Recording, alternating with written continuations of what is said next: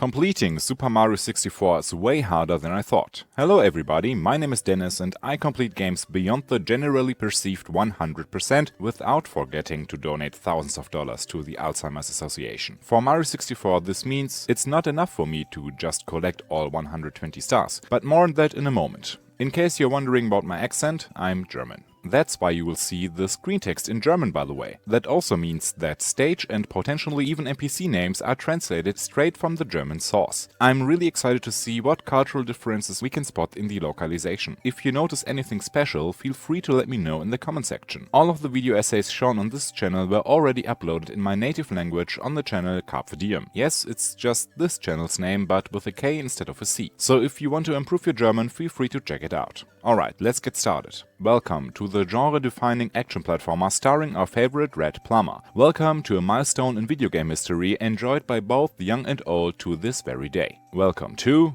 the most perfect save state, Super Mario 64. It's me, Mario! Hello!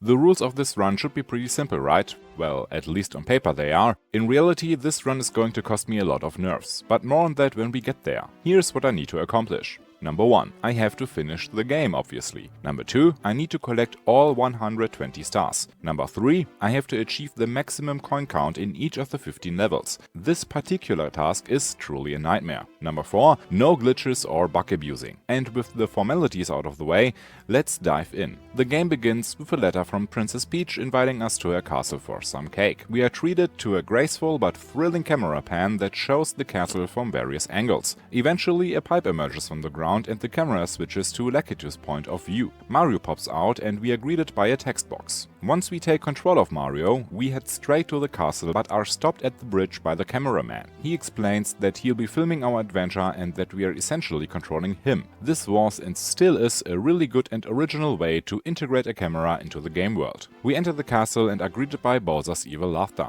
Apparently he kidnapped the princess in our absence and stole the power stars. He used them to bring the worlds depicted in the castle's paintings to life. Our task now is to enter these paintings, reclaim the power stars and rescue the princess. So business as usual in the Mario universe. We head to the only door in the entrance area that isn't locked, enter the room behind it and literally jump into our first adventure. Chapter 1. Bob-omb Battlefield. The first mission, Defeat King Bob-omb, is arguably one of the most, if not the most, iconic mission in the 3D Mario world. We are greeted by a lush green stage and a tutorial text explaining how to talk to NPCs. I make my way past a massive chain jump and climb the Bob-omb Battlefield referenced in this level's name. The circular path isn't particularly difficult and fits the idea of a first Mario level perfectly. Upon reaching the summit, we have a little chat with the king of explosive balls. Naturally, he's very full of himself and absolutely certain that we'll never be able to grab him from behind and throw him to the ground. Thanks for the tip, your majesty. Of course, we do exactly that while avoiding the monarch's grabbing hands. If he gets hold of us, he'll toss us across the entire field and potentially off the mountain. We blow up the monarch and secure our first star. Mission number 2 tasks us with racing against a Koopa whose ego matches his tall appearance. The path to success is the same as in the first mission. We need to climb the mountain and reach the flagpole before the turtle does. This mission is actually incredibly simple. However, since I overestimate myself by jumping too early on this slope, sliding down as a result, I decided to cheat by using the secret teleporter hidden in the mountain. You have to be careful though. If you use the cannon, more on that in a moment, or get caught teleporting, you won't get the win and Koopa the Quick will express his disappointment with you. Thanks to my shortcut, I clock in at 1 minute and 13.2 seconds, earning us star number 2. Star number 3 is ridiculously easy as well. We are tasked with flying to the floating island. This is made possible by a cannon that we unlock by talking to a pink Bob-omb. Once inside the cannon, we aim for the right direction and launch ourselves across the stage. Mario has no control over the trajectory during the flight and is at the mercy of fate. The intended method is to launch yourself from Bob-omb Battlefield into a tree on the floating island. However, it's much easier to use the cannon directly under the landmass. Just shoot straight up. This way Mario will land safely on the island and can collect the star from a yellow block. Now let's move on to one of the most annoying mission types in the entire game, at least in my opinion. Our task is to find all 8 hidden red coins in the level. This mission appears in all 15 courses of the game, including the 3 Bowser levels. I find them annoying because no matter how well you know the game or the coin locations, they always feel like they take way too much time to collect. It's strange because I usually enjoy exploring a level and turning it upside down. Why this isn't the case here, I can't really say. The first 8 coin challenge is predictably simple. They're fairly obvious placed. Unfortunately, that won't always be the case in the future. Mission number 5, fly through all the coin rings, was a challenge I made unnecessarily difficult for myself. This mission is intended for the wing cap, an upgrade we haven't unlocked yet. But that certainly didn't stop me. Not wanting to disrupt my flow of collecting stars, I decided to fly through the 5 rings using the cannon. This is a very tedious approach that I wouldn't recommend to anyone. Due to the limited render distance of the coins, only the first ring is visible from the cannon's launch point. You have to blindly guess the positions of the other rings, shoot yourself into the air and hope that you hit the right angle. This meant repeatedly launching myself using this teleporter, which turned out to be quite useful here, and trying my luck again and again until I finally succeeded. After a couple of minutes I managed to complete this mission and get the star. The 6th and final task is very straightforward as well. We need to free the big chain chomp from its pole. For this, all we need to do is approach it and pound the pole into the dirt with 3 ground pounds. The only thing that can stop you is the puppy itself if you're too slow. It can smack you down, causing a lot of damage. Luckily, that didn't happen here. The only things left now are the 100 coin star, a star you earn by collecting, as the name suggests, 100 coins in the course, and achieving the maximum coin count. You may notice a difference in the number of stars we gathered. Instead of 6, you'll see 15. This is because in the meantime, I unlocked the wing cap and then returned to this level. However, to keep the script from jumping back and forth too much, I decided to include the 100 coin star and the max coin run in this chapter. The maximum in Bob-omb Battlefield is 146 coins, which can be achieved in any mission starting from the second one. The reason it's only possible from the second mission onwards is simple. The little Koopa who spawns here doesn't appear in the first mission. Defeating it gives us an essential blue coin worth 5 Mario currency units. The rest of the coin collection in this level is relatively straightforward. We get coins from enemies, some are just lying around, including the 8 red coins of course, and others are earned through specific actions. One such action is running in circles around the posts like the one that previously restrained the chain chomp. There are 5 of these posts in this level. Unfortunately, the game's detection of running in circles isn't very precise, which makes the post by the chain chomp particularly tricky. I have to be very careful to avoid being knocked over by the pup. A very cool feature is that, unlike the other stars, collecting the 100 coin star doesn't immediately kick me out of the level, allowing me to continue exploring. After gathering all 146 coins, I collect a random mission star from Bob-omb Battlefield to ensure the game saves my record and move on to the first bonus level of Mario 64. Bonus: Princess Peach's Slide. In the upper right section of the castle's entrance hall, we unlock Peach's room. Inside there are 3 paintings of the princess, one of which, the one on the right, leads to a bonus level, the slide. Here we can earn 2 stars. We get 1 by simply completing the slide without dying. The second star is earned by finishing the timed course in under 21 seconds. This is also super easy unless you're 5 years old. Star number 9 is ours. Chapter 2: Whomp's Fortress. While Bob-omb Battlefield had a more natural feel, this level is clearly more man-made. The first mission is defeat King Whomp. For the second time we are hunting down a monarch. Like King Bob-omb, he's located at the highest point of the level. We climb the fortress and face the king. As arrogant as every boss in this game, King Whomp makes it clear that our presence is not welcome. He also seems to be suffering from back pain. Luckily, physiotherapist Mario knows the perfect treatment for that. A full-on ground pound to straighten out the king's already cracked back. Unlike the previous boss, this one seems very grateful for the therapy session. Well, let's put grateful in air quotes, since he just explodes rather than formally handing over the first star of this level. After defeating the king, a large tower appears on the plateau which we have to climb. We follow the same path we've already taken to grab the next power star. This approach in game design might seem boring at first, but this is a very typical approach for 3D Mario games. Often you have to traverse the same paths repeatedly, even in quick succession, to complete tasks that are only slightly different from the last one. But this helps you to get to know the course layout better and, most important of all, slowly but steadily helps you master the controls. For star number 3 we need to shoot into the blue. For that we need to use the cannon again. Mario unlocks it by talking to the pink Bob-omb and afterwards launches himself against this pillar to avoid flying into oblivion. A climbable pole leads us to the star below. Time to collect the 8 red coins again. Unlike the first level, you need to be extra careful here. Avoid jumping recklessly through the area. It's very easy to fall out of the level and lose a life. Collecting all 8 coins requires a particularly cool use of our abilities, one that's sadly never used again in the game. To reach a rotating platform, we need to kick over a big plank with our kicks. I don't understand why the developers never reused this cool mechanic. Coin 8 is ours and with it the next star. In Wake the Owl, we need to, well, wake up a sleeping owl. The feathered fellow is napping in the tree. After Mario interrupts its slumber, the owl offers to carry us on a flight across the map, which I gladly accept. As long as I hold down the B button, Mario clings to the owl's talons. We can only command the bird to do turns. Stopping mid-air is not possible. Using this mechanic, Mario has to fly over a cage and let go at the right moment. I don't really know why, but on occasion I find depth perception in Mario 64 quite challenging, so it takes me 3 attempts to succeed. The last regular mission requires us to destroy a rock wall. This one to be precise. With the cannon we slam into it, revealing a hidden star. For now the levels are still small and tasks are easy and quick to complete. Past me had no idea how good life was at that time. Next up is the Max Coin Challenge. Again, I only took care of collecting all the coins in the level after unlocking the wing cap, even though it doesn't exist in this level. So please don't let the star counter confuse you. In Whomp's Fortress the max coin count is 141 and collecting them here is even easier than in the first level. Naturally, just like with the Add Red coins, I need to be careful not to jump over the level's boundaries and lose all my progress. Anyone who's cautious shouldn't have any issues though. Important note, the small Whomps, if you don't immediately pulverize them with the ground pound, spit out 5 individual coins when you perform a regular jump on their backs. Including the 5 coins they drop upon their defeat, you can collect a total of 10 coins from each. You also need to be careful with the 2 cork boxes found in this level. If they smash against a wall, the coins may fly over the fence, making a 100% level completion impossible. I grab the 131st coin and the star and exit the level by completing a previously cleared mission. Bonus: the wing cap. When you've collected at least 10 stars in Mario 64, a beam of light appears in the castle's main hall. If you look directly into the source of the light, please don't try this at home, you'll land in a bonus level equipped with the wing cap. Here you can collect another star by flying around and grabbing all 8 red coins floating in the air. But that's not the only thing to do here.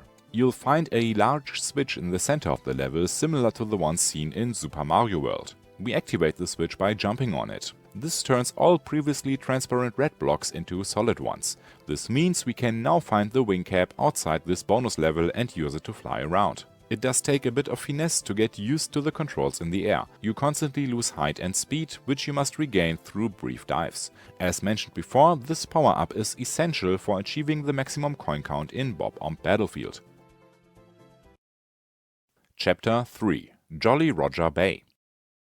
This level, with its expansive and inviting water sections, feel very large but is ultimately filled with, well, a lot of water and not much else. Despite that, this level was one of my absolute favorites when I was a kid. The freedom of movement on all 3 axes completely blew my mind back then. It was also the first time I encountered the concept that Mario needs to breathe underwater. The level itself is super atmospheric. The mist gently floating above the water surface gives the course a uniquely mysterious vibe. Unfortunately, the mist disappears after completing the first mission. Shout out to BlueYeti47 for pointing out this trivia to me. The first mission is Plunder the Sunken Ship. At the bottom of Jolly Roger Bay, we find a sunken ship with a large eel as its resident. We have to swim close to it and then back to the surface quickly so it leaves its home, allowing us to dive into the ship. Inside we find 4 treasure chests that must be opened in the correct order. If we mess up, Mario will get electrocuted, taking damage in the process. Since I played this game, and specifically this level a lot as a child, I just remembered the correct order.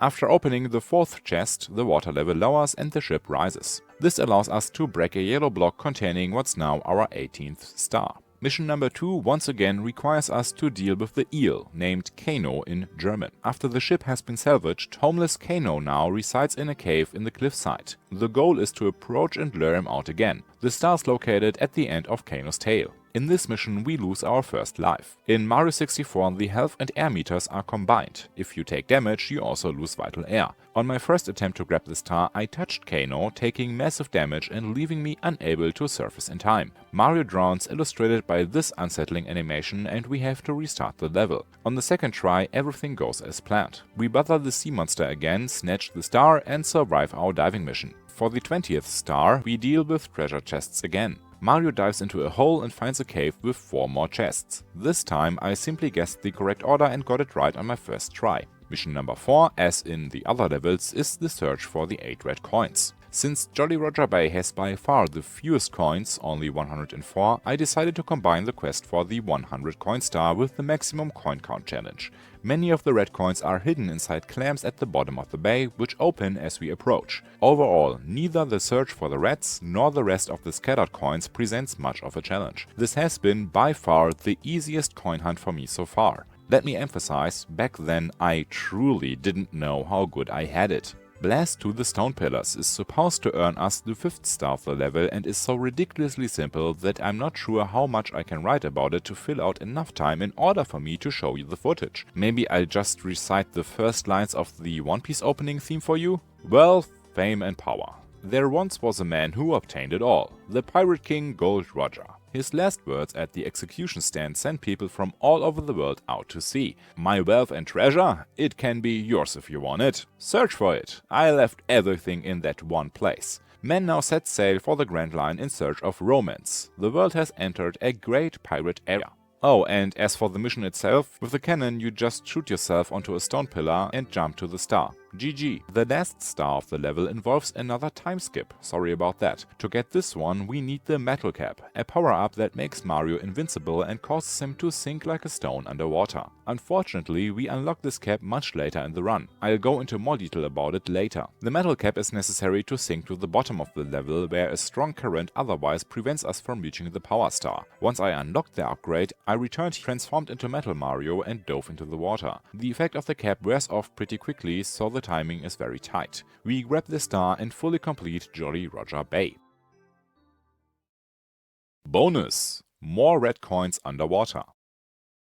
In the room with the Jolly Roger Bay painting, there's a small hole in the wall. Jumping into it takes us to a gigantic aquarium. We can only escape if we collect all 8 red coins. There's no air to breathe, so we need to rely on the coins to stay alive. The coins heal damage or, in this case, provide life-saving oxygen. The healing depends on the coin's value. Yellow coins heal 1 point, red coins 2 and blue coins 5 points. We do our job and grab the star in the center of the level. Chapter 4. Cool Mountain. Since we have far more than 3 stars required to unlock this level, we open the door to the next painting and jump in. Cool Mountain is a beautiful snowy landscape with music and visuals that always give me the ultimate Christmas vibes. I'm sure this level is iconic for many of you as well, containing some of Mario's most memorable missions. The first mission, in classic winter fashion, is a sledding race. We need to slide down the course to the bottom, that's it. Simply surviving the course is enough. Even though I've done this dozens of times, I somehow manage to fall off the track and have to try again. I also use one of the most famous secret passages in the Mario universe by sliding through the hidden wall and collect my reward outside the sledding course. Now we have to reunite a baby penguin with its mom. There are 2 baby penguins in this stage, but only one of them is the right one. It's the one near the start of the level. We grab the little rascal and begin the arduous journey downhill. After a short slide, I sneak past the jumping snowman on the bridge and reunite the overjoyed mother with her baby. She rewards us with a star. I know some of you are now wondering if I did what many of us tried back in the day. Did I take the baby penguin from its mother after receiving the star and threw it off stage? Come on, I'm not that evil. Oh, yeah, never mind. In the third mission, it's back to the slide. This time we must defeat a ginormous penguin in a race. In my headcanon, this dude is the father of the penguin family. I have no idea why. We accept his challenge and slide with everything we got. You can easily lose here because the guy isn't exactly small and has no problem shoving you off stage. If we manage to beat him, we are rewarded with a star. Interestingly, this is one of the few, if not the only star that we can collect without jumping. It's placed so low to the ground that we can simply walk into it. Next we tackle the red coins, which I once again combine with all the coins in the level, 154 in total. We start with the slide as it contains the majority of the coins. Since I have to be very careful not to fall off the track, I use a teleporter to return to the top and collect some coins I skipped because they were too risky to grab in one go. The worst part though is this. These two drifts are positioned dangerously close to the edge. If we destroy them and one of the 3 coins they drop falls off, we have to restart the entire level. To avoid this, I lure them away from the edge before taking them down. Looking back, it was pretty dumb of me to deal with these 2 last, as things could have gone very wrong here. If you're planning to replicate my run and collect all 154 coins, I highly recommend taking out the propeller guys first and then focusing on the rest of Cool Mountain. Another tricky section involves shooting yourself from one side of the level to the other using the cannon. A missed shot and it's all over. If you're not confident, first figure out the correct angle and memorize reference points to avoid any mishaps. The rest of the coins, including the 8 red ones, are no problem as long as you exercise the caution required for an ice level. The next mission is one I particularly enjoy, even though it's over quickly. We get to build a snowman. At the base of the mountain there's a snowman head that complains about not having a body. At the top of the mountain we find a snowball that follows us and, of course, grows larger as it rolls. All we have to do is stay in front of the snowball, avoid shortcuts and guide it so it rolls into the snowman's head. What a magnificent snowman it is. And now I'm sad again that there's hardly any snow where I live. Mission number 6 is the first level in the game that requires the use of the wall jump mechanic. Past the drifts we find a rock structure with a star positioned at its highest point. To reach it we need to jump against the wall with enough momentum and, just as we make contact, push the analog stick in the opposite direction while pressing the A button. This propels Mario off the wall, allowing him to reach other platforms. The whole process takes a bit of practice. With that, Cool Mountain joins the ranks of completed levels. Time for Bowser now, right? Chapter 5. Big Boo's Haunt. Actually, no! If you've collected at least 12 stars, you'll find a group of Boos in the castle's courtyard. One of these ghosts contain a miniature haunted house, which we can enter after taking it out. This level is classic Mario style spooky, dark and maze-like. First, we need to reduce the number of ghosts in the mansion. So we take on the role of the Ghostbusters and knock out one flying marshmallow after another until they summon their big brother. In the mansion's entrance hall, Big Boo vows revenge for his siblings. We hit him 3 times with our attacks, claiming Power Star number 32 in the process. Yep, we already collected over 30 stars and haven't even faced Bowser once. In the second mission of the haunted house, we continue ghost hunting. There's a rather deadly carousel in the house's basement where Boos emerge from wall paintings, 6 of them in total. Since we are already familiar with these enemies, fighting them poses no problem. Afterwards, another large floating bedsheet shows up, which we once again take down. This task is essentially just a slightly harder version of the first one. Mission 3 out of 6 offers a bit of variety. We head into a library and have to dodge haunted books. At the end of the hallway, we press books back into the shelf in the correct order, revealing a hidden path that leads us to another star. What do you think awaits us in Mission 4? Correct, 8 red coins. Once again I combine them with the 100 and the maximum of 151 coin run in this level. Unlike Cool Mountain, there's nothing particularly tricky here. Just defeat all the ghosts and make sure to grab their blue coins before they despawn. Star number 5 only requires a bit of wall jumping. A large Boo is chilling on the roof of the mansion. As always, we kick it in the face until it goes down. The real challenge is collecting the star itself. It appears on the mansion's steep roof, there it's easy to slip and fall, but as long as you watch your steps, you should be fine. Much like the last star in Jolly Roger Bay, I have to include another small time skip. For Seek the Eye in the secret room, we need the Vanish Cap, the third and final cap upgrade in the game. The cap makes us invisible and allows us to pass through blue ghost paintings in Big Boo's Haunt. This is necessary to access a hidden room containing a gigantic eye. Just like with the smaller versions of this enemy, we defeat it by circling around it. With this, the final star of the level is ours. The time skip is necessary because players only gain access to the Vanish Cap after defeating Bowser for the first time. I hope the jumping back and forth hasn't bothered you too much. But to bring you back to the present, without the time skips, we now have 37 stars in our pocket. Almost a third of the game is already done. Chapter 6. Bowser, Caps and the Poisonous Cavern. After collecting almost a quarter of the game's stars, it's finally time to face Bowser. We enter the large star door in the castle's main hall and walk straight toward Princess Peach's painting, which transforms into a portrait of Bowser just before we reach it, dropping us into a trap door. Even jumping over the trap wouldn't help, as there's an invisible wall behind it. We land in the first of 3 special Bowser stages. In this level, aside from the 8 red coins, there are no additional stars to collect. For such an early game level, they are surprisingly tricky to find. However, as long as we stay cautious, this challenge isn't too difficult. A nice touch, just like the 100 coin stars, collecting the red coin star doesn't kick you out of the stage. The music here is, by the way, one of my favorites in the entire Mario universe. The composer managed to add an extra layer of menace through the soundtrack. At the end of the level, we jump into a pipe and face the King of Koopas. As confident as ever, Bowser greets us and, like almost every enemy in this game, reveals his weakness. We grab the reptile by his tail and hurl him face first into one of the bombs positioned around the edge of the arena. Easy peasy. Bowser disappears in a puff of smoke, leaving behind a key that grants us access to the castle's basement. The first level we tackle in the basement is quite intense and casts a shadow of terror over the upcoming paintings. But before things get too dark, we catch a cute golden rabbit, which rewards us with a power star in exchange for its freedom. And that's not the only freebie. In a room just by the next course in this series, we find a toad who managed to keep another gold star safe from Bowser's clutches.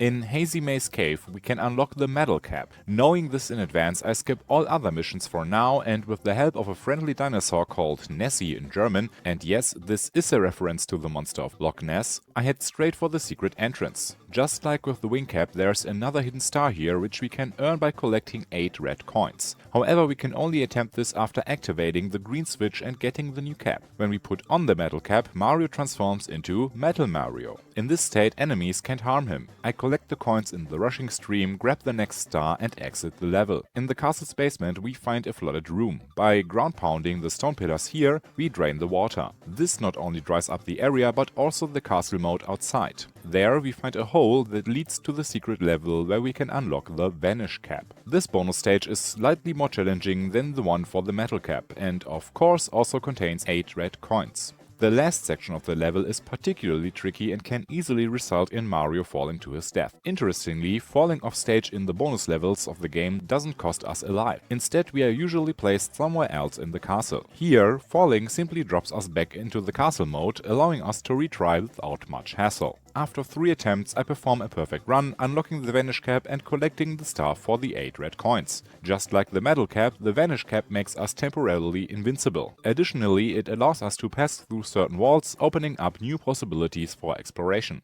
The first mission in Hazy Maze Cave requires us to bother Nessie once more. I long jump my way through the level and take the elevator that leads to the lake. When we jump onto the creature's back, it swims in the direction we're facing. There's a small island in the center of the lake. We need to maneuver Nessie to it and then ground pound it to make her stop. Permanent spine damage. Nessie lowers its head in apparent pain, allowing us to climb onto the dino's noggin, gaining the height needed to jump onto the island. Surprisingly, the second mission already sends us hunting for red coins again. This time, however, I do not combine this task with collecting all the coins in the level. That will be a challenge on its own, but more on that later. Fortunately, we don't need to search the entire pretty massive course. All 8 red coins are located in a single room. Some are hidden in cork boxes floating in the air, reachable only via a controllable platform. The rest are easily accessible through climbing and navigating moving platforms. Now we need to walk on the lake bed, which requires the metal cap. With it, we can activate an underwater switch that opens a room. After 2 well-timed long jumps, we collect star number 47. Task number 4 sends us into a poison maze where we must find the exit. We enter the maze through a hole in the floor. Here, the metal cap becomes invaluable again, as its invincibility protects us not only from enemies, but also from the poisonous gas filling the labyrinth. Mission 5 is very similar to its predecessor. Again, we enter the maze and again the cap becomes a potential lifesaver. This time we are tasked with finding the emergency exit, which is surprisingly hard to spot. The ledge we need to reach isn't immediately visible if you're just wandering through the corridors. I imagine many of you, and certainly I myself as a child, struggled with this star for quite some time. The final regular mission of this stage is quick to complete if you know where to go. In a hallway where boulders roll towards you, there's a spot where you need to perform a wall jump to reach a platform with the 6th star of the level. What's left is the challenge of collecting the maximum number of coins, and this one is tough. There are 139 coins in total in Hazy Maze Cave, and it took me several attempts to finally complete the level.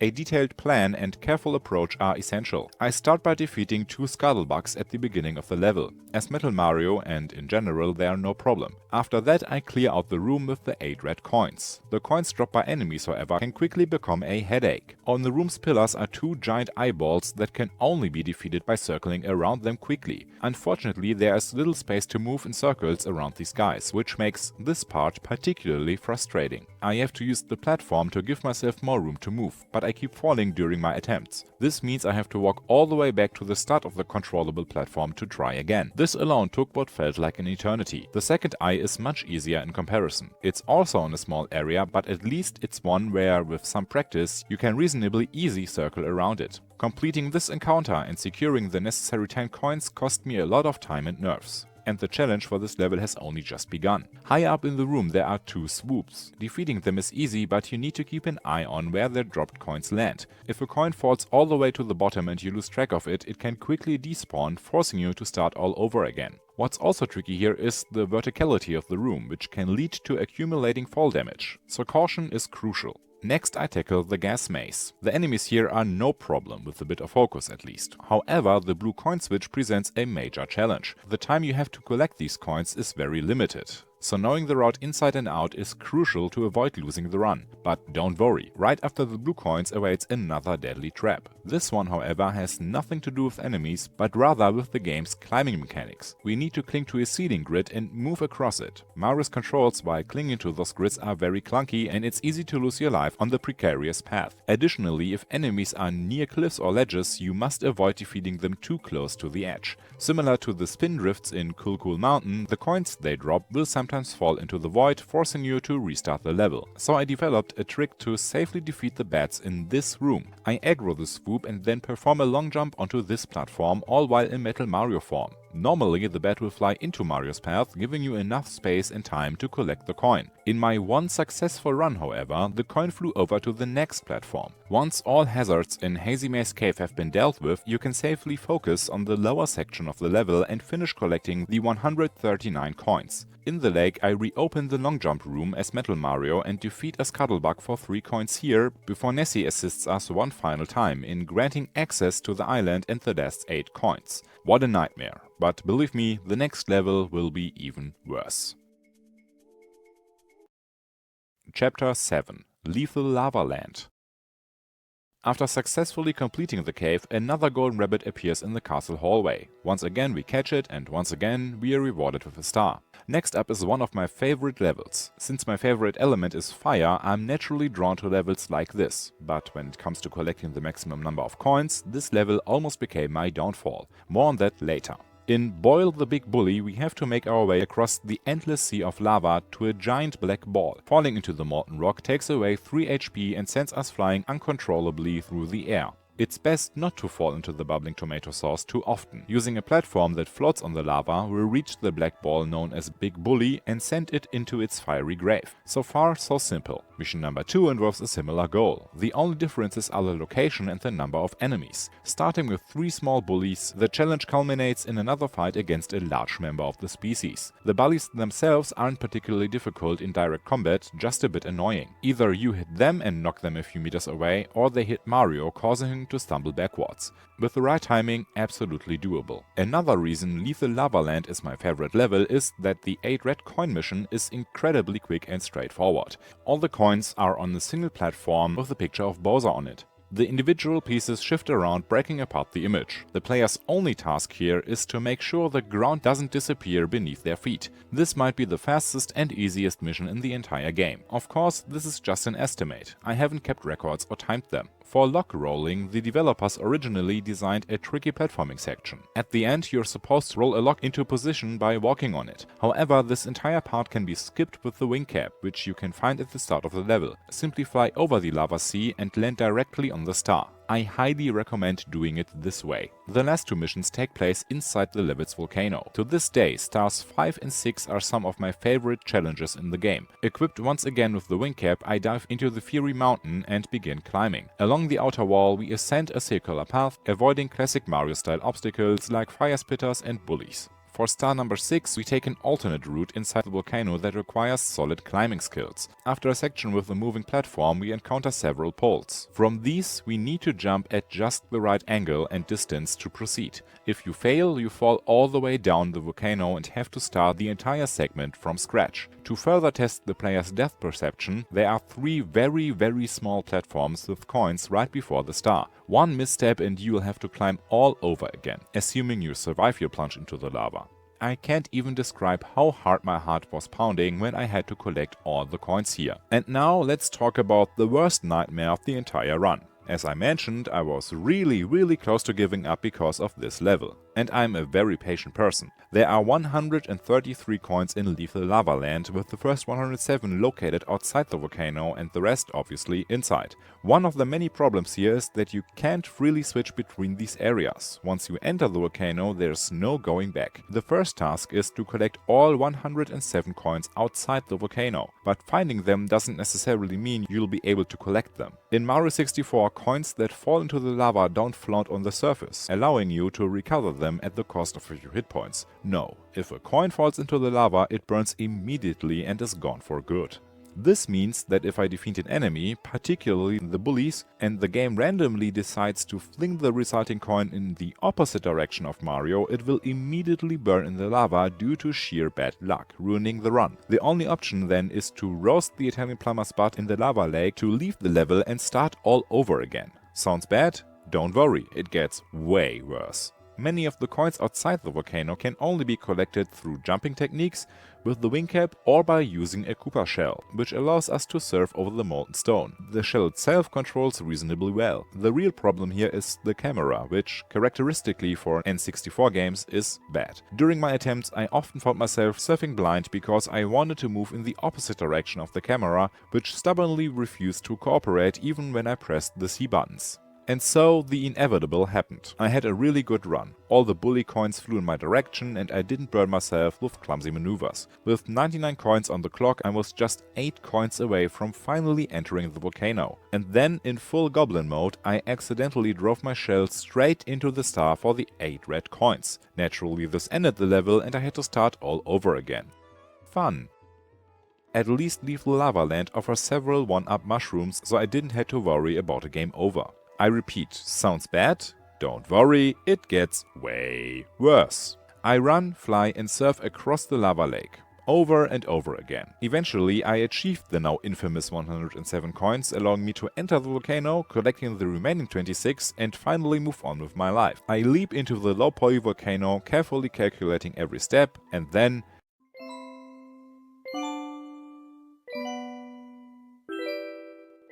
No. You've got to be kidding me. Back to square one. Well, I've got no time to complain. I shake off the pain of losing hours of my life and jump back into the painting.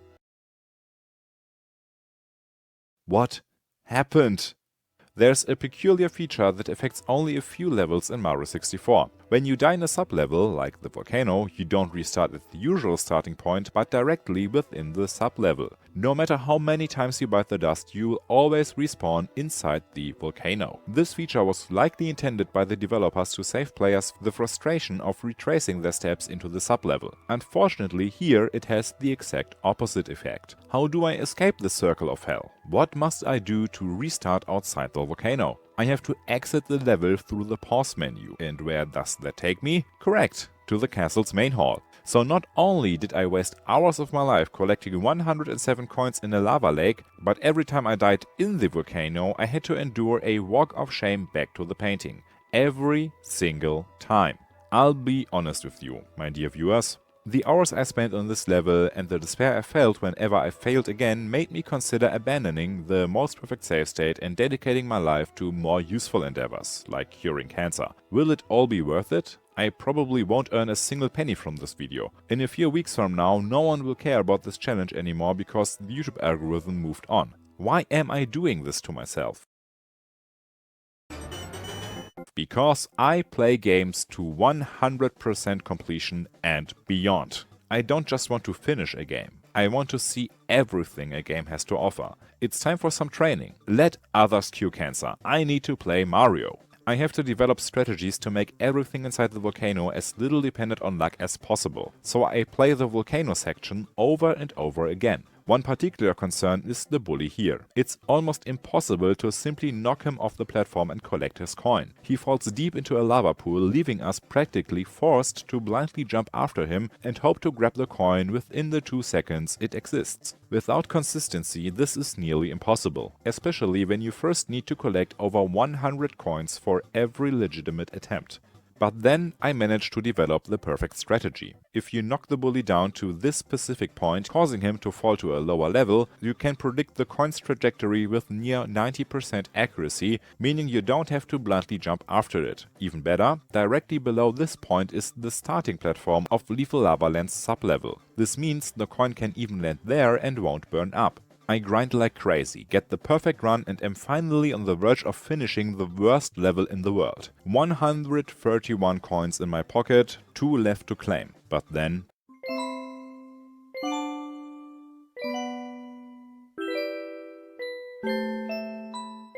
No, it's fine. I did fall, but managed to climb back up, grab the 133rd coin, and complete the level. Finally, after hours of work, I proudly present you a 100% completed Lethal Lava Land. It's finally time to move on to new courses. Chapter 8: Shifting Sandland. After the frustrating ordeal of the Fiery Lagoon, we now tackle another hot level. As the name suggests, Shifting Sandland is a dry and sandy place where we can quickly lose our lives in quicksand, or in plenty of other ways. In the first mission, we must steal a star from Klepto the Vulture. The bird circles above 4 pillars protruding from the ground, which, strangely enough, Mario can simply climb by foot. Does this physical anomaly foreshadow Super Mario Galaxy? Probably not. At the start of the level, we find a stone structure with the wing cap waiting on its roof. I use it to make my way to the bird easier. However, it takes me several tries to reach the roof, so the regular route might have been faster. I jump at the bird's talons, claim its treasure, and collect the 60th star out of 120. Halfway there. Next up, inside the ancient pyramid. For an untrained Mario 64 player, this mission might initially seem cryptic, so much so that I often forget what the game actually wants me to do here. Because of this, I accidentally complete the 3rd star before this mission. I apologize for the mismatched star counter. What the game actually wants is for us to climb the pyramid from the outside and collect our reward from a small hole at the top. However, I cheekily skip this with the wing cap. In the prematurely completed mission, we enter the pyramid through a hole, leading us, much like in Lethal Lava Land, into the sub-level of the world.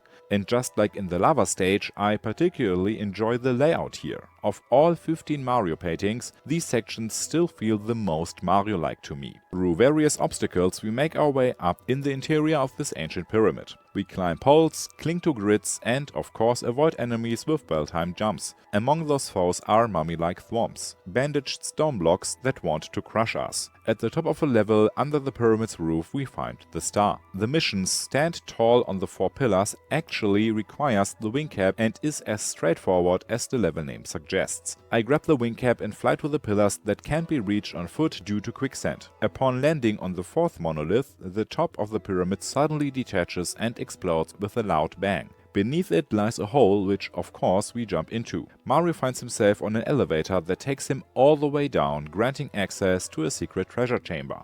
However, the chamber is guarded by 2 stone hands that are none too pleased about being disturbed. On my first attempt, I don't survive the encounter. One of the hands manages to shove me off stage. Thankfully, when re-entering the stage, I don't have to revisit all the pillars and can start directly on the elevator. While I appreciate the developer's generosity here, I'm struck by intense Lethal Lava Land PTSD. What if the maximum coin challenge here turns into a similar catastrophe? My next attempt against the boss is successful. Each hand has an eye in its palm, which is particularly sensitive to Mario's attacks. I slap the slappers away and claim the Power Star as my reward. It's red coin time. Once again, I won't combine collecting the red coins with the maximum coin challenge. It wouldn't work anyway, as the star for this mission spawns outside the pyramid, but I need to enter the structure to collect the coins located here. Unlike in Lethal Lava Land at Hazy Maze Cave, the 8 red coins in this level are distributed in a more classic manner across the stage, making the hunt genuinely fun. While jumping into the oasis to grab coin number 4, the kleptomanic vulture steals my cap. Since this adds a bit of visual variety, I decided not to retrieve it. Aside from a funny animation at the end of each mission, the only drawback is that we now take 1 extra point of damage with every hit. Luckily, I can still use the wing cap, which is great since I need it for the remaining 4 coins. These are floating between the 4 pillars. I pluck them out of the air and collect star number 64 in Super Mario 64 from the stone plateau. The final mission takes us back into the pyramid. The directive, solve the pyramid puzzle, is in my opinion a bit of an exaggeration. The, in air quotes, puzzle is simply collecting 5 coins which are laid out on a platforming section. However, I do find the sand river that carries us toward the star at the end amusing. What's left now is obvious, finding all the coins and collecting the 100 coin star. There are a total of 136 coins hidden throughout the painting, 74 outside and the rest inside the pyramid. Even casual players need to collect at least 48 coins outside to get the bonus star. Was this challenge as painful as Lethal Lava Land? No, not really. There are some particularly nasty traps to watch out for, but once you mastered them, the rest is manageable. The first hurdle is a small cork box. Coins from these boxes can fly in all directions and often land in the insta-death quicksand at the level's edge. Additionally, the coins can clip through the ceiling of the stone structure, making them almost impossible to reach before they despawn. The box must also be smashed against something solid. In this case, the only thing we can use for that are the 4 pillars of the structure, as the little cork boxes unfortunately just slide through the big ones. My attempt at solving this, I position the box directly in front of a pillar and hope that the coins spawn directly above Mario. It didn't work perfectly, but RNG was kind to me this time. The speed and trajectory of the coins were reasonable and I was able to collect all 3. Each pokey drops 5 coins when you knock their heads off their bodies. At the start of the stage, there's also one of those completely unhinged boxes that sends Mario soaring into the sky when picked up. While it's hard to control your left and right trajectory, you can influence how far forward you go. If you tilt the analog stick back as though your life depended on it, you'll barely move, allowing you to collect the coins that pop up of the box with ease. The real trouble begins in the pyramid. Climbing it is hard enough as is. One wrong step and you'll uncontrollably slide into the quicksand. What makes it even worse is that there are coins located here. Collecting the ones neatly lined up isn't too bad if you got a steady hand, but it's the fly guy that really gives me a headache. Jumping on it is usually not an option, as you'll be spun into the air like a propeller and won't have enough time to collect the dropped coins before they disappear. I spent a lot of time thinking about how to deal with this enemy, knowing that its erratic behavior in combat and the quicksand could spell the end of my run. And to make matters worse, we have to defeat 2 of them, both in very precarious spots. I owe it to sheer dumb luck that my only misstep here didn't ruin everything. For the second fly guy, I managed to lurch over a pillar and defeat it above a safe spot. The remaining 10 coins were collected with the wing cap, after which I entered the pyramid for the grand finale. Thankfully, collecting all coins inside is not too difficult. There are hardly any spots requiring extra caution. Occasionally, I need to make sure that coins spawned from defeated enemies don't get lost in the central sand pits of the stage. But this is nothing compared to Lethal Lava Land. There was, however, one brief moment of panic. While hanging from the grid, I collected coin number 100 and feared that the bonus star, appearing above the grid, would be unreachable. Luckily, with a backflip, I was able to grab it without any issues. Through the aforementioned neat sand river, I collected coin number 136 out of 136 and comfortably completed Shifting Sandland by collecting a mission star. Chapter 9 – Dire Docks. Before diving into this chapter, let's get one thing straight. Some of the stars in this painting can only be obtained after completing the second Bowser level. For the sake of continuity and to avoid confusion, I'll cover all the stars here before reviewing the Bowser stage. To access both sections of this level, we need to open a door that requires 30 stars. At this point I already have 66, so that's no problem at all. Dire Docks is another underwater level consisting of two large areas. The first is very natural, featuring a shark swimming laps and a powerful whirlpool at the bottom. Area 2 on the other hand is the complete opposite. Here we find a dock where Bowser's submarine is stationed. It's wild that the King of Koopas has such a powerful military vessel at his disposal. Wild and a bit dumb too. Why would you attack Princess Peach's castle with a submarine? Maybe the turtle has other plans for the future? Who knows? The first objective in Dire Docks is to board Bowser's submarine. Starting in the first area, we swim through a small connecting tunnel to the dock and activate a switch that grants us access to the deck of the military machine. The mission is super short and easy. Side note, I've always been a fan of the Bowser emblem painted on the sub's hull. In the second mission we face the whirlpool. At the bottom of the lake there are treasure chests that must be opened in the correct order, just like in the ship mission in Jolly Roger Bay. However, we are constantly being pulled towards the whirlpool. If we fail to resist its pull, it will drag us down, costing us a life. I swim frantically to keep Mario from drowning. In addition to the whirlpool's pull, figuring out the correct order of the chests is another challenge. Opening the wrong one delivers a nasty shock to Mario, costing him both health and air. A general tip: once you find the first chest, open the rest in a counterclockwise circle around the whirlpool. Be particularly cautious with the last chest, as it's located near the center where the pull is strongest. Mission number 3 focuses on the red coins, and it's a star you can only obtain after Bowser's submarine is gone. And that only happens after defeating Bowser. Once the sub left the harbor, poles appear, allowing you to reach all the red coins. The good news here is that I can again combine the red coin mission with the max coin challenge. The reason is simple: with only 106 total coins, there's not much to collect. Even better, the coins you do need to collect are super easy to find. The only spot requiring caution is the coin tower directly under the submarine's exit. Escaping the current here is incredibly challenging. The worst part: if the whirlpool grabs you, you won't lose a life but instead be ejected outside the castle, forcing you to walk all the way back. Despite the challenge, I grabbed the 100 coin star as well as the reward for the 8 red coins, killing 2 birds with 1 stone. After Hazy Maze Cave, Leaf Lava Land and Shifting Sandland, this was a much needed easy mission. The mission through the rings is as trivial as the one where I recited Gold Roger's last words for filler. You head to the second area and swim through spawning rings until a star appears, and then grab the metal cap to collect it. This time I will spare you with the anime quotes. Next up is the manta ray at the start of the painting. You have to swim through the rings it leaves behind. The annoyance here isn't the type of the mission, but the game's detection mechanics. It's not enough to swim through a certain number of rings. You have to swim through 5 consecutive ones. This time we can actually blame the game. I have video proof showing that I swam directly through those dumb rings, but Mario 64 decided to troll me instead. To make matters worse, the star appears right above the whirlpool, adding some extra stress at the end. The final mission is, in my opinion, one of the most creative in the game, even if it's over quickly. To get the last star in Dire Docks, we must combine 2 of the game's power-ups, the Metal Cap and the Vanish Cap. The Metal Cap lets us sink quickly to the bottom, while the Vanish Cap allows us to walk through the cage bars behind which the star is located. A cool combo. It's a shame that this mechanic does not find more use in the rest of the game. Bonus: Rematch with Bowser.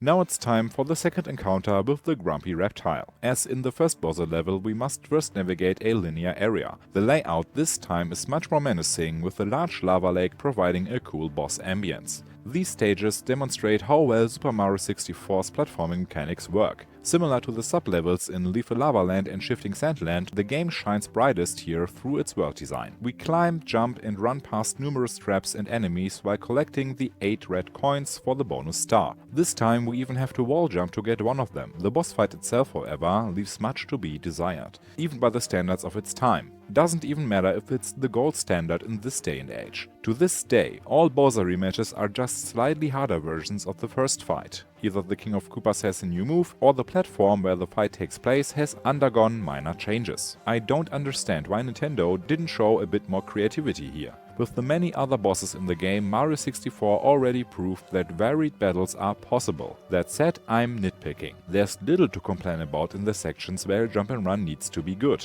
in its level design. We catapult the reptile into a bomb once again, earning the second key. This unlocks the final section of the game, the upstairs area. Hold on, Peach, we're almost there.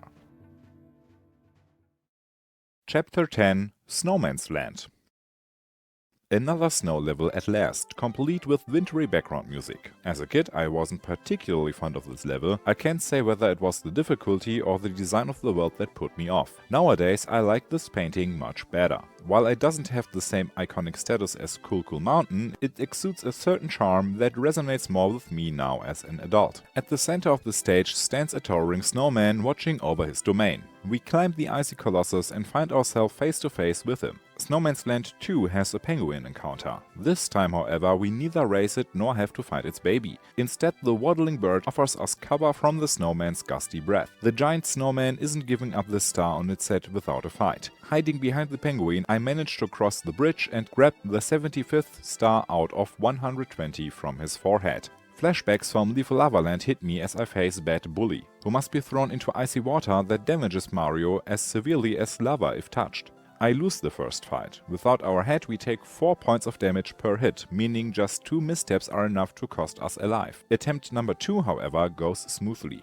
Even though the next task is way too easy, I like it a lot. In a mini ice cave, we must find the correct path to the star. As I said, super easy. Personally, I would have enjoyed a more challenging version of this mission because I really like the maze aesthetic. Crossing to the icy pond is a mission that almost feels lazy. Mario uses the Rift's bounce effect to cross a small body of water, only to find a star practically handed to him on the other side. It's worth noting that this pond isn't as lethally cold as the one near the bully. You can swim in it, though it does cause continuous damage. Next up are the 8 red coins, which I don't combine with the max coin challenge here either. The distribution follows a more classic pattern requiring us to thoroughly explore the level. For the first time I feel the effects of the icy pond, which inflicts massive damage during my exploration. In fact, Mario succumbs to the cold in a Titanic-like fashion. On my second attempt I completely avoid the pond by using a Koopa shell. Surfing up the left slope I encounter 3 red coins. Unfortunately, a spawning snowman knocks me off the shell, rendering the mission impossible to complete for ordinary players. 2 of the red coins I need are located in the icy waters near Big Bully. Realizing my mistake, I leave the painting after Mario's demise. Armed with newfound knowledge, I manage to collect all 8 red coins on my next attempt and complete the level. The final mission is very creative, especially in this setup. In one corner of the Snowman's Mountain we find an igloo. It's so small that Mario can't enter through the opening. While most games would simply feature a larger ice hut, this game fully utilizes Mario's various movement abilities. The solution to this puzzle, if you can even call it that, is to crawl. Correct me if I'm wrong, but as far as I know, this is the only spot in the game where crawling is necessary. However, the mission doesn't end here. Inside the igloo we discover its own sub-level. Thankfully, it is not as expansive as the sub-levels in Lethal Lava Land or Shifting Sandland, but it's still a pleasant surprise. Call me a grumpy old man, but if the game was made today, the star would likely just be sitting in the igloo with no sub-level included. The layout is a bit maze-like and it's easy to lose track. I'm not sure if this was intentional to add to the challenge or simply an unintended side effect of the design. The star itself is encased in an ice block. Contrary to standard game design expectations, you don't need to melt the ice but instead use the vanish cap to pass through it. With this, Snowman's Land is fully completed from a mission perspective. Collecting all coins here isn't particularly difficult, provided you can plan carefully and manage the usual challenges. Still, a few noteworthy details stand out. One unique enemy in this level is the money bag, a green hopping purse that initially disguises itself as a coin. Defeating it yields 5 coins. As usual, I collect all the coins outside the sub-level first, saving the rest for the igloo. Interestingly, the igloo is necessary to reach the 100 coin star as well. With the Koopa shell I collect the critical red coins near Bad Bully. However, things get interesting with coin 89. This coin is only accessible by launching yourself with the cannon to a specific point on the Snowman's Mountain. I've excluded glitches and bugs from this run as they can artificially increase the max coin count in many levels. How do we handle this situation? On the one hand, the coin is only reachable via the cannon and is located inside the mountain. On the other hand, no glitch or bug is required to collect it. While it's clear that the developers didn't intend for this coin to remain in the game, it's also incredibly easy to collect, so I decided to include it in the run. The remaining 38 coins are gathered inside the igloo. This brings us to a total of 127 coins, star number 81, and marks the beginning of the final third of the game. Before we dive into the next chapter, a toad hiding under the staircase in the castle gifts us a star. The little mushroom guy didn't fit into any other section, so I placed him here. Chapter 11 – Wet Dry World.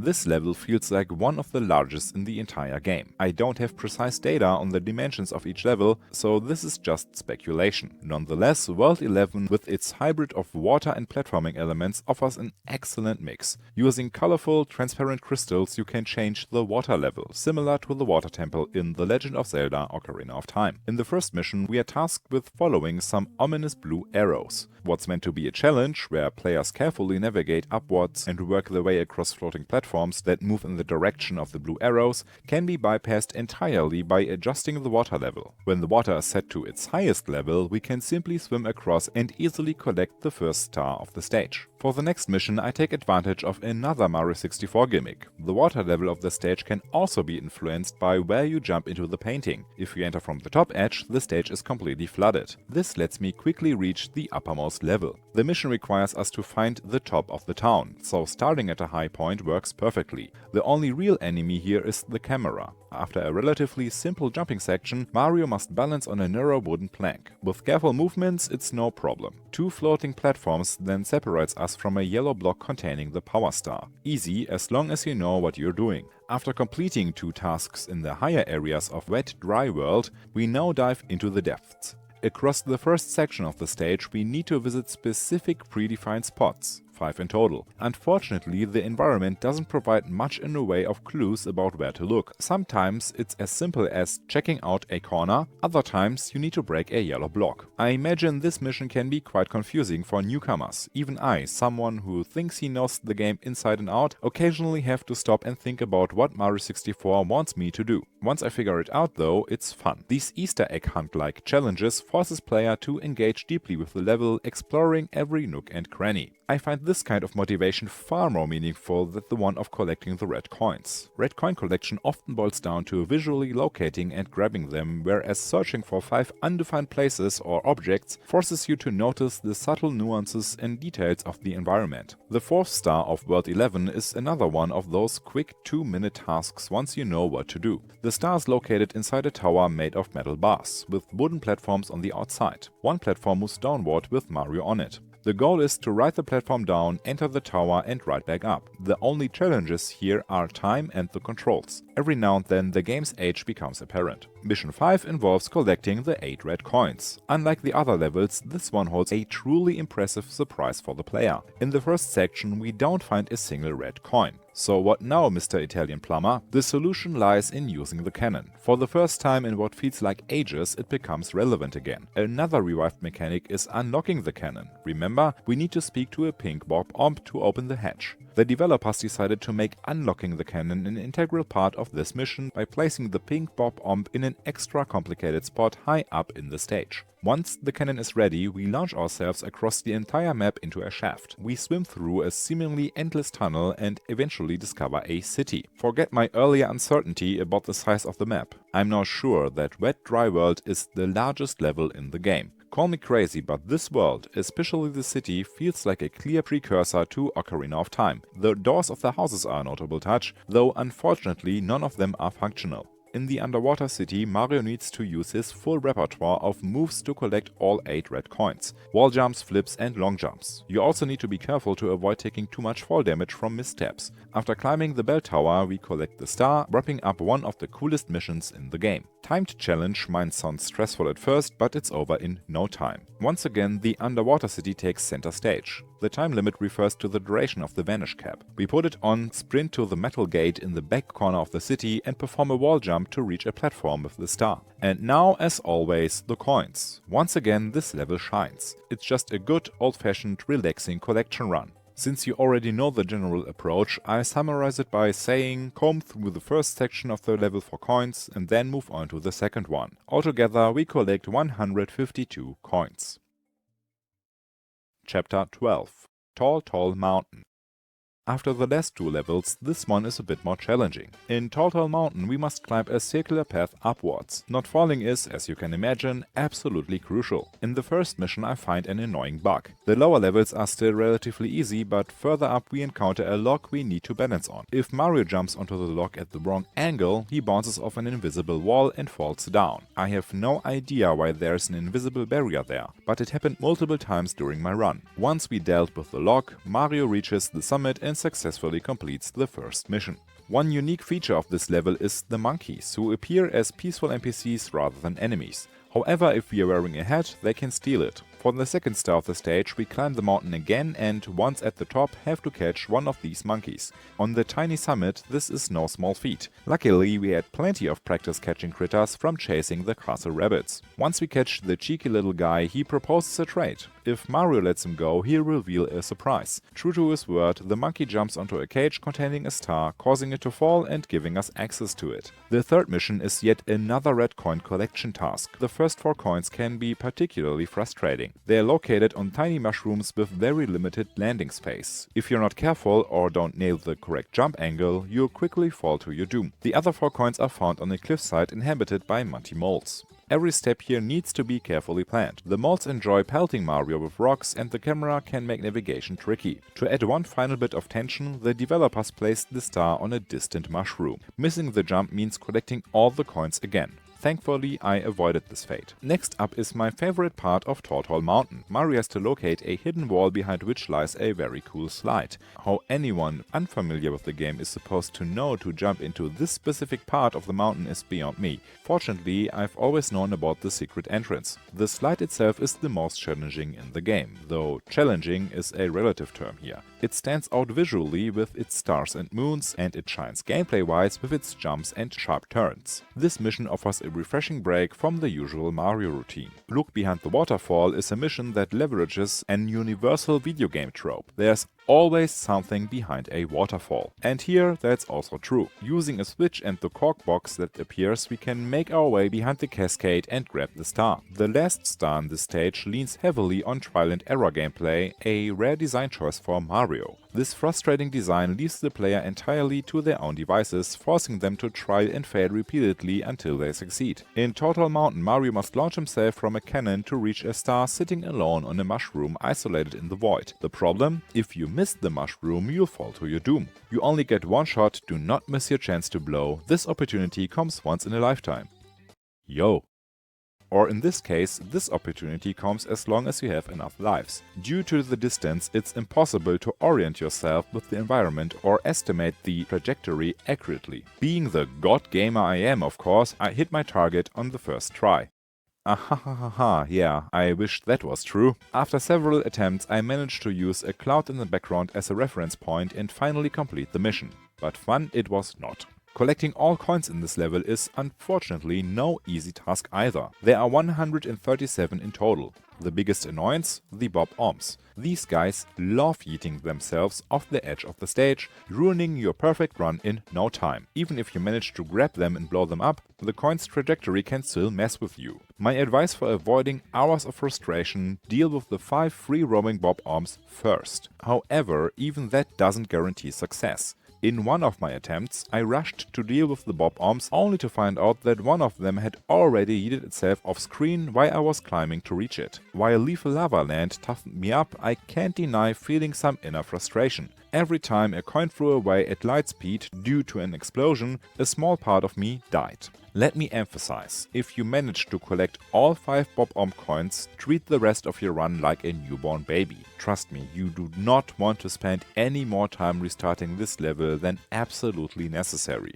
But the problems don't stop here, not by a long shot. One major stumbling block is the crazy box you find at the beginning of the level, and the precarious balancing act required for the first 4 red coins is not to be underestimated either. Thankfully, all of the other coins are relatively safe, at least until you get to the slide. Be extremely careful here as well. It's pretty unlikely you'll manage to collect all the coins on the slide in a single run. Focus on the blue coins first, as you only get one chance to grab them. The rest can be collected in as many additional attempts as necessary. Even if that means you only pick up one coin per try, that's fine. Some of them are placed dangerously close to the edge. Don't get greedy, take the time you need, and everything will turn out fine. One mildly annoying but noteworthy quirk needs to be mentioned. Because of how I approached this, the star for the 100th coin appeared on the slide. Initially I didn't think much of it. I figured I'd just grab it during my next run, but unfortunately the star despawned in subsequent runs. In other words, make sure to collect the 100th coin outside of the slide to avoid having to restart the level. Personally, this wasn't a deal breaker for me. After all, my main goal is to collect every single coin. I'm happy to bite the bullet and go back for the bonus star later. In a moment of absolute stupidity, which I can only attribute to brain rot, I decided to finish the level using the mission star on the mushroom after collecting the 137th coin. What was I thinking? What would have happened if I messed up and fallen off? I don't even want to imagine. I'll spare you a detailed explanation of the 100 coin star, since it essentially involves the same steps I've already shown you. As mentioned earlier, make sure this star doesn't spawn on the slide. Ideally, tackle the Bob-ombs and the slide first and then handle the rest of the coins on the mountain. Chapter 13. Tiny Huge Island. Oh boy, this level. As both a kid and an adult, I always loved the mechanics here.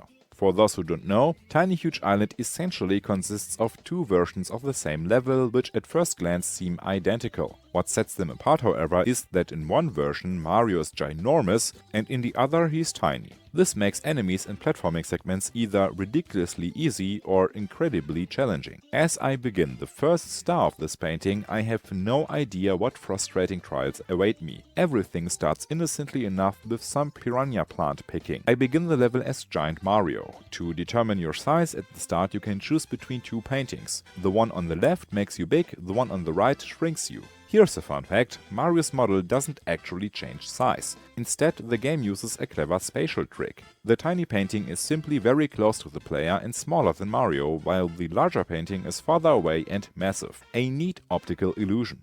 Back to the mission. It's straightforward. As Tiny Mario, you need to knock out a few piranha plants, and you'll earn the first star. The second task, as so often in Mario 64, requires you to climb the mountain. Using the warp pipes scattered throughout the stage, you can change sizes within the level. I recommend taking advantage of this mechanic, as climbing the mountain is naturally easier as Giant Mario. However, the star itself is only accessible via a yellow block in the tiny version of the level. Mission 3 still triggers a wave of nostalgia within me, even inside the already nostalgic atmosphere of the game. We encounter an old friend, Koopa the Quick. He challenges us to a rematch, which is significantly harder to win than the first race. The course is shorter than the one in Bob-omb Battlefield, but the obstacles on the way to the finish line are far more challenging. You really need to watch your step while maintaining speed. You only have 25 seconds to cross the line first. For the next star, we revisit a gameplay mechanic recently introduced in the game. Remember the 5 hidden locations in Wet Dry World? This type of mission finally gets a name in Tiny Huge Island. Itty Bitty Secrets.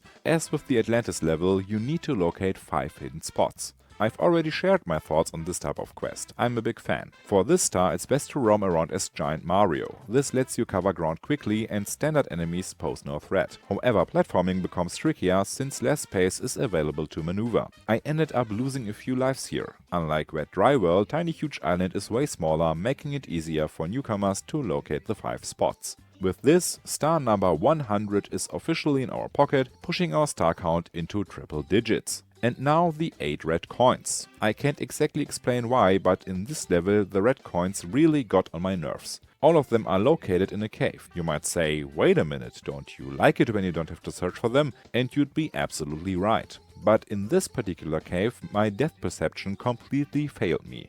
I kept falling off the platforms or jumping just 1 inch too far only to meet my end. The constant need to return to the cave was incredibly frustrating because it's only accessible via a very narrow wooden path. If you so much as nudge the analog stick in the wrong direction, Mario will yeet himself off the plank faster than you can say the name Chris Pratt. Overall, I'd say this retcon mission is my least favorite in the entire game due to the disproportionate punishment for even minor mistakes. For star number 6, Mario shows his mean side. The game requires us to bully an innocent Wiggler. First we stomp on the summit of the mountain, causing all the water gathered there to drain. What the player doesn't initially know is that under the stone ceiling lies the home of one of Mario's most iconic enemies from Super Mario World. As Tiny Mario, we can jump into the hole left behind. Naturally, Wiggler expresses displeasure at the damage we have caused and demands accountability.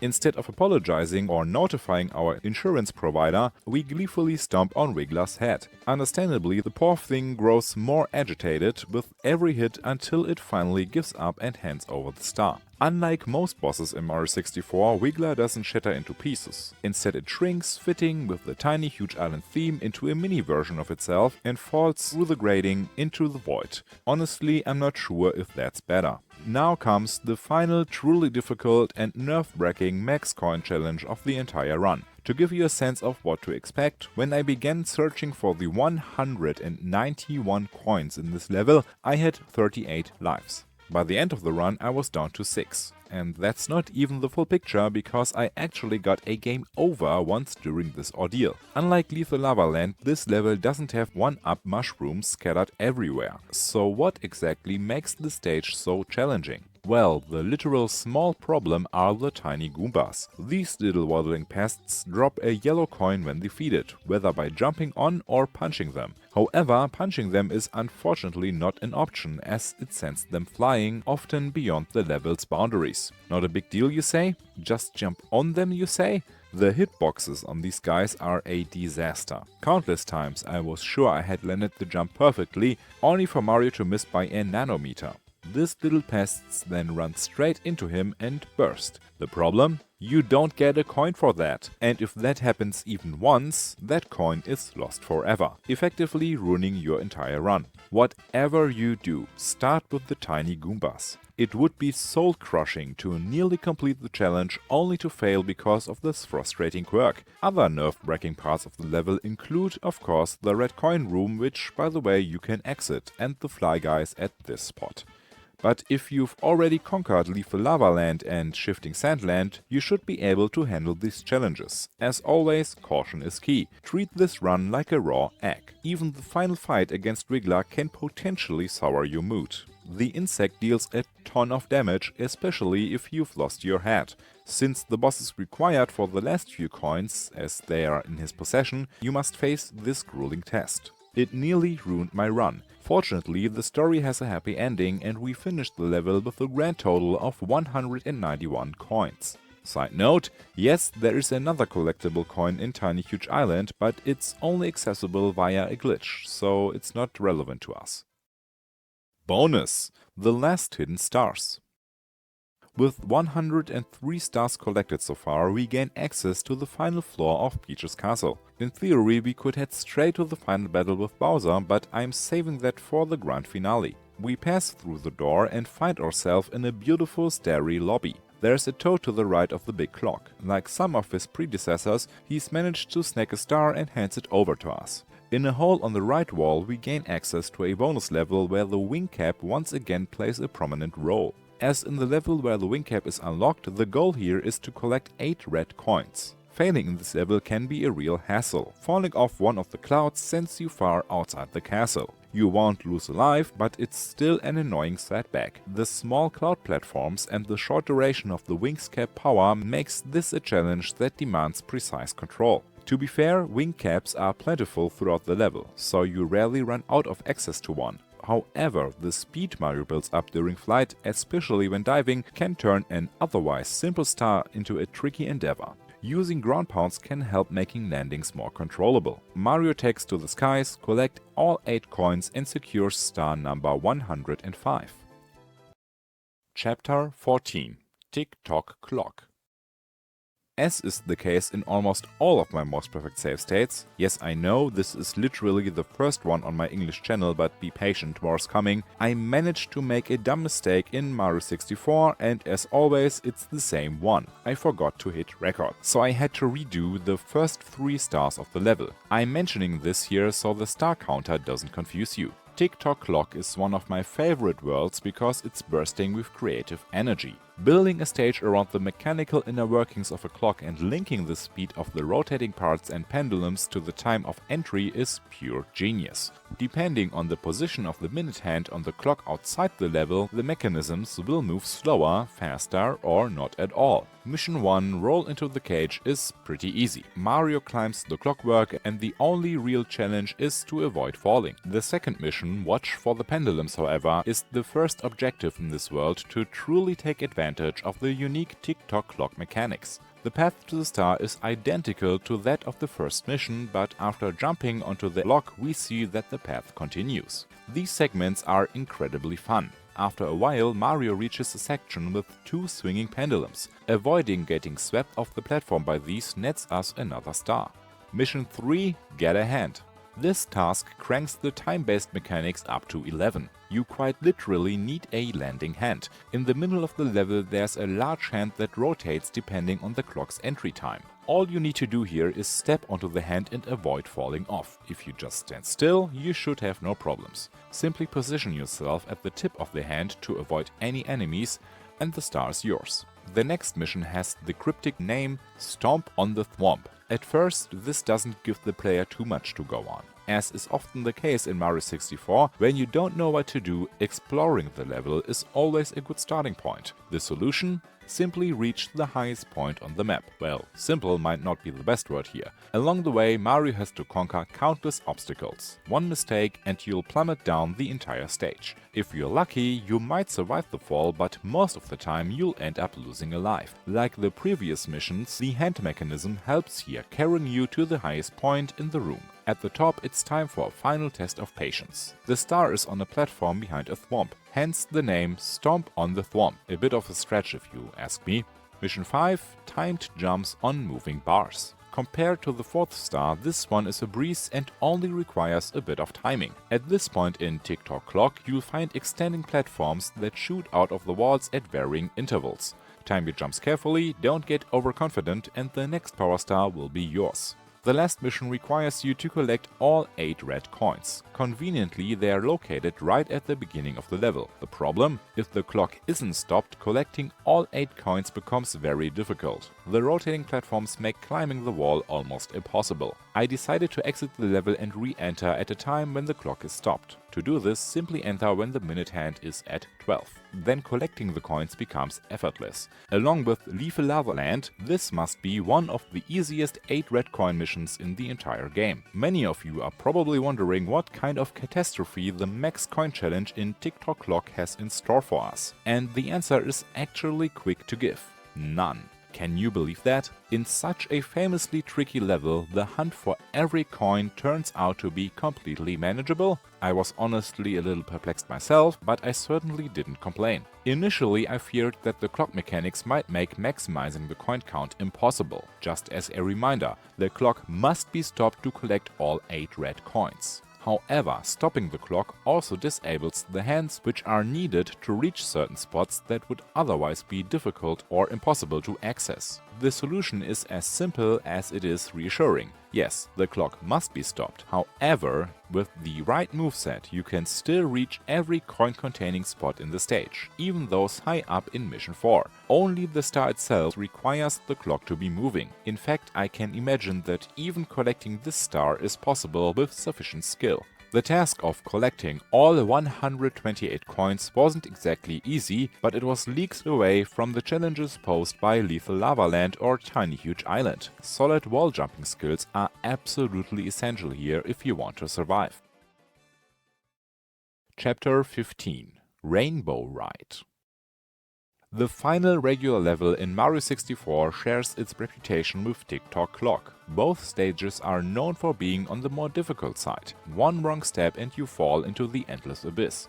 The world is essentially a massive skybox filled with platforms, obstacles and, as the name suggests, rainbows. By this point in the game you should already have all the necessary techniques to navigate this level. Nonetheless, almost every section demands exceptional timing and spatial awareness. The first mission tests this dramatically. Riding magic carpets along rainbows, we are tasked with boarding a flying ship. As the carpet moves automatically, Mario faces numerous dangers along the way. It's a huge advantage to know, based on the rainbows, where your textile platform will go next. Between tricky sections, Mario gets a few moments to catch his breath, much needed in this obstacle course. The challenge culminates on the deck of the flying ship, with the star tantalizingly close. However, a cruelly placed gust of wind tries to sweep you to your doom. Mission 1 is complete. For the second go at Rainbow Ride, we must tame the magic carpet once again. This time we take the opposite route. However, this star is noticeably easier to collect than the first.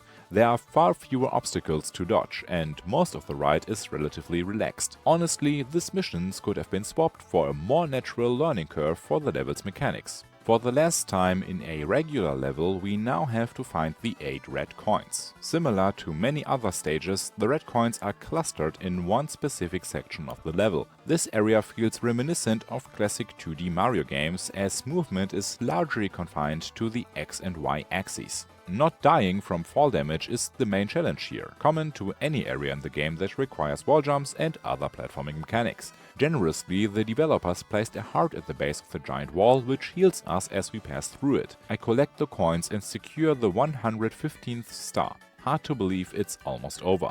Let the breeze carry you sounds like a hair-raising mission goal given the nature of the level. During my odyssey, however, I didn't have to rely on this mysterious breeze at all. I'm sure it's possible to use an updraft to access the relevant part of the level. That's likely what the mission title refers to. However, I managed the whole thing without even encountering this gentle breeze and wouldn't even know where to look for it if I had to. Once again, we faced a dedicated platforming section created specifically for this star. Rainbow Road has this unique advantage over many other levels. I hardly have to repeat sections to complete slightly different star missions. Cool. Of course, just as I praised the level design, the 5th mission interrupts and proves me wrong. This one reuses most of the path from the previous mission. We skip over seesaw platforms and walk straight instead of turning left. At the end of the path, Mario encounters a switch that flips pyramid-shaped objects into walkable ones. The time window is incredibly tight, and once the stones revert to their original shape, Mario slides off uncontrollably. This can quickly result in sliding right out of the stage. Precise and coordinated movements are key here. The very last normal mission of the game makes us true sailors. Back on the ship, we need the cannon to reach the star. However, the pink Bob-omb is nowhere to be found. We eventually locate the helpful pink orb in the 2D section. I return to the flying ship, head to the bow and poetically soar through a perfectly circular rainbow. The star is waiting for us in the yellow block. The final max coin challenge. As with Tick-Tock Clock, this task only seems daunting at first glance. While these are indeed the toughest levels in the game, the crucial difference is that they're not unfair. 146 coins is the magical number for this last major challenge before the finale. Before collecting the easier coin groups, you should first take care of the 2 Lakitus and the fly guy on the stage. The reason is obvious. Taking them out often sends their spawn coins off the stage. Same old story. Once you've dealt with these fellows, the rest depends entirely on your skill and above all, focus. A perfect example of my luck, or lack thereof, occurred when this Goomba suddenly decided to become a mountain climber.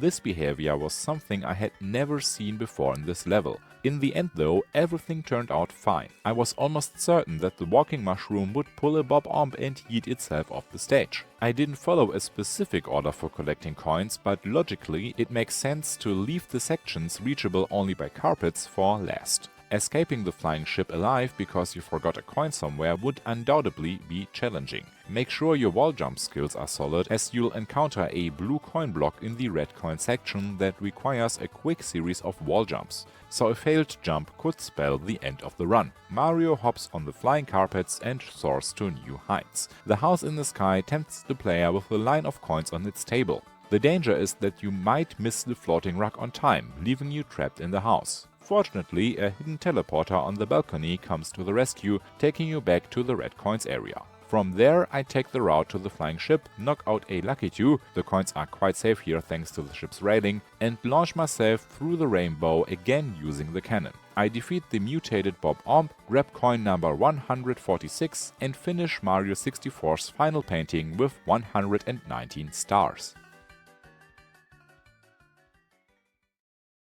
the finale. We step through the castle's final door, which leads us to its highest point. A massive painting of King Koopa grins ominously at us. Mario embarks on his final mission. Unlike the first Bowser level, there's no introductory text box from Bowser here. Accompanied by the stage's fantastic soundtrack, Mario faces one last obstacle: 8 red coins and the enormous lizard himself. I absolutely love this Bowser stage. It follows no particular stylistic theme. It's pure platforming designed to test all the skills you've acquired. Every step could be your last, and as so often before, precision is crucial. The red coins are cleverly hidden and reward the player's curiosity and determination. Even the more obvious coins demand skill to collect. Finally, we step onto the stage's last platform. 3 puny Goombas are Bowser's final line of defense. Temporary hurdles at best. Behind the platform, I collect the last red coin, claim the 120th star, and complete our collection. Bowser, you're next. The two rivals exchange a few words before the battle begins. The presentation here is incredible. The organ plays ominously and the color palette of the scene sets the mood perfectly. And who on the dev team decided to have the platform we are fighting on shatter into a shape of the star? It doesn't get more symbolic than that. This design choice also adds significantly to the challenge. The reduced platform size increases the distance Mario must throw Bowser to hit the bombs. Bowser himself is also stronger and clearly more confident in his power. Out of nowhere he charges at Mario, knocking him over. Dodging this attack can be tough if it catches you off guard. Bowser crashes into the explosive orbs 3 times and begrudgingly admits defeat. A particularly cool detail: if you've collected all 120 stars, Bowser's dialogue changes. I only noticed this while editing the video, as I usually skip through dialogue boxes. Normally the Koopa King says, "Ah, you have won. I wanted to conquer this castle with my troops, but you foiled my plans. Peace returns to the worlds of the paintings. Now there's nothing left for me but to await my end." But if you collected all 120 stars, he says, "I can't believe it. You've beaten me. How could this happen? My troops, the stars, all for nothing." What? There were 120 stars to find in the castle? Then I must have overlooked a few in my search. Now peace will return to the worlds of the paintings. What a dreadful thought. I can't stand this any longer. I'm out of here. So long. Until next time. I'll be back. The "so long" is of course directed at Mario and even present in the German version of the game. Mario says it every time he hurls him away. Many people, myself included, used to mishear this line as "so long, gay Bowser." But listen closely. Mario doesn't actually say "so long, gay Bowser," obviously. Charles Martinet, Mario's voice actor, simply gave the word "long" an exaggerated Italian accent. Bowser vanishes, leaving behind the 121st Power Star. With this star, Mario gains a wing cap and flies off, surrounded by shimmering stardust. We land in front of the castle, gazing towards the sky. Even Yoshi is now visible on the castle roof thanks to our 100% completion. Princess Peach appears before us, majestically floating down. In classic Mario fashion, our reward is a kiss on the nose and the cake promised at the beginning of the game. As a child, I always found the reward of a simple cake underwhelming, but now as an adult, I think it's actually pretty great. Food is awesome. Before diving into the credits, we visit Yoshi on the roof of the castle. One of the most iconic Easter eggs and 100% completion reward in gaming history. The green dinosaur appears only after collecting all stars. Up there we also find 3 1-up mushrooms, though they're irrelevant thanks to Yoshi's special gift. The dino is thrilled to see us again and congratulates us on our achievement. He also has a special message for us. This is the English translation from the German text. Thank you for playing Super Mario 64. You've now found all the stars and completed the game. But we have a little surprise for you. We hope you like it, as you can now replay the game under different conditions. Have fun, you might discover new secrets that have remained hidden until now. The Super Mario 64 team. With these words we receive 100 extra lives. And that's unfortunately all there is. However, there's still one thing left for us to reclaim. Our hat. It's been stolen by Klepto the Vulture. We give him a good whack and reclaim the iconic piece of clothing. Fun fact, if you lose your hat to the giant snowman's wind gust in Snowman's Land, leave the level and then re-enter, one of the small snowmen will be wearing the M cap. But enough sidetracking, on to the game's finale. The princess returns to the castle and Mario follows her, but not without giving us, the player, a final goodbye by looking at us. This could also be intended for Lucky 2, who's holding the camera, but I prefer my interpretation. The credits roll and damn. I don't know how Nintendo does it, but no matter which game you pick, their credits are always a fitting conclusion to the adventure. The upbeat, cheerful music, combined with a victory lap through all the game's stages, takes us on a nostalgic journey through familiar places. The melody occasionally slows down, prompting me to look back on the challenges I overcame. From a control perspective, Mario 64 hasn't aged all that well, but nearly 30 years after its release, the game is still more than good enough to be replayed by thousands of people worldwide. The level designs are vibrant and lovingly crafted, especially for a game of its era. Sure, the graphics are dated, but thanks to the stylization, they are still enjoyable without causing headaches. That said, I strongly advise against attempting the maximum coin challenge. Even if we exclude the nightmare stages like Lethal Lava Land, this challenge quickly becomes tedious and offers no real value to the player. Still, I'm glad I did it. As a child, I always dreamed of owning my own N64 with the game. Whenever I had the chance to play it at a friend's house, I spent hours exploring the paintings and turning over every stone. Super Mario 64 rightfully holds its place as a monumental part of video game history and will continue to captivate players for decades to come. Even though I have my issues with certain design choices, this milestone in Nintendo's history is forever cemented in my heart. My name is Dennis, this was the most perfect save state, Super Mario 64, and I thank you all from the bottom of my heart for your support and time. Thanks for watching, and with that I'll leave you with a simple It's time to jump up in the air.